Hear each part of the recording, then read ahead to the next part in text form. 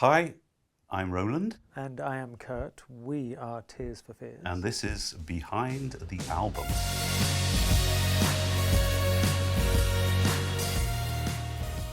Well, I mean, I don't know if you ever get to a perfect moment. I mean, there were a bunch of false starts when we first decided we wanted to make some new music, and that was primarily because of playing live a lot, which we continued to do. We felt the only way to improve our live set was really to add new music. So that was the initial idea. And then we went about this sort of weird circuitous journey of working with different producers and songwriters at the suggestion of our management at the time to try and find some modern sounding record, which I don't think was a particularly enjoyable process. And it really wasn't until end of 2019, beginning of 2020, that we really sat down, just the two of us, without anyone else's involvement, and decided whether we wanted to continue doing this and whether we wanted to make an album. Once we decided we'd like to try and finish it, we sat down, just the two of us, with a couple of acoustic guitars, and came up with the opening song on the album called No Small Thing. And that's really what got the album going. And that's the finished product you hear. Was really probably 3 months of recording. It didn't take that long in the end. Just the process of getting there was a long time. Well, I would say there are a lot of strong links between this album and our first album. On our first album, both albums are very emotionally honest.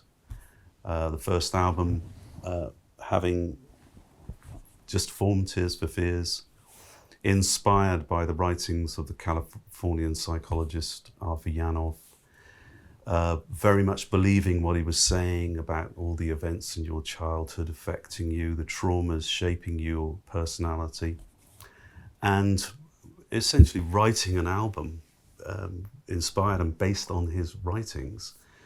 And it was perfect for us because we were a couple of young, sensitive guys who were quite keen to blame our parents for everything. Of course, we're no longer kids, but the message from this album, I feel, is that trauma can happen to you at any point in your life. Of course, when you're a kid, you're vulnerable, but also, unfortunately, when you're an adult and certain things happen to you, you're also extremely vulnerable. And so this album is very much about that. Not just our artistic journey, but the journey into grief and through grief and out the other side. And so we hope and we feel that this album is, it's not just doom and gloom. It's got a very, very bright and optimistic message.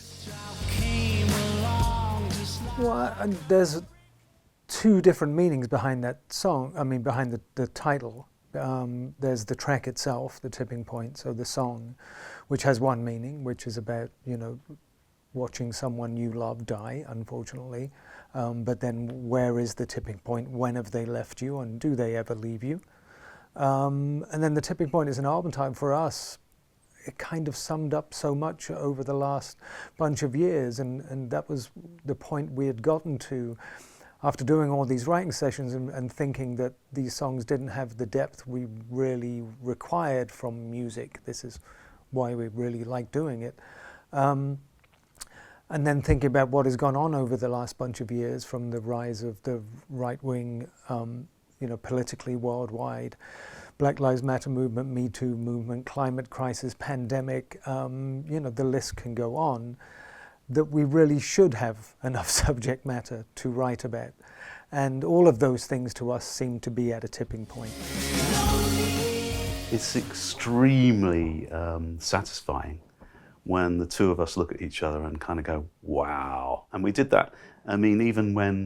Stupid things, because your confidence does get knocked back. There's no doubt about it, working with other people, being in the sort of the record business where their only concern is really how likely are you to sell records, you get knocked back. And so when the thing actually came together and all these little gems started bubbling to the surface, we would just, I'd say dumb things, I think we might get some good reviews for this record. And Kurt's going, hello.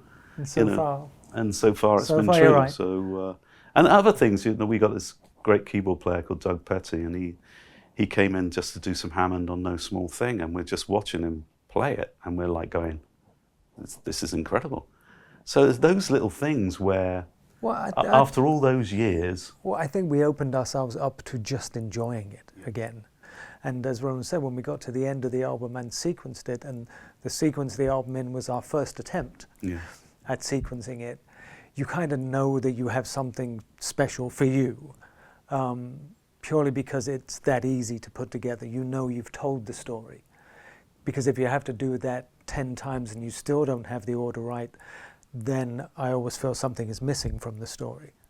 But we knew the story was complete by the end of Stay. By the end of track 10, we both sat there and just smiled. I'm like, yeah, that's really good. Well, I mean, there's tons, aren't there? There's something that'll catch. I mean, freedom is no small thing is the first thing that comes to mind. But Ain't got no appetite, full up on beans and rice, a belly full of gasoline, and a tongue that's turned black. I mean, come on, it's bloody poetry. What it means, we have no idea. No idea. But the bursting of the vein that brings the blood to the chest, the bursting of the pipe that brings the oil to the west. I love all that stuff.